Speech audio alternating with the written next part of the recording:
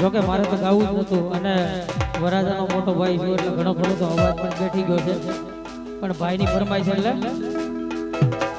કોયલ બેઠી આંબોલિયાની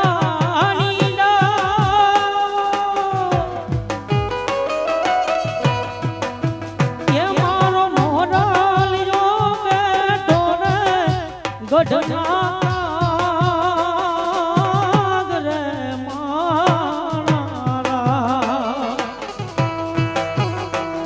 જતન ભાઈ વીરા તમે તો જાલ ન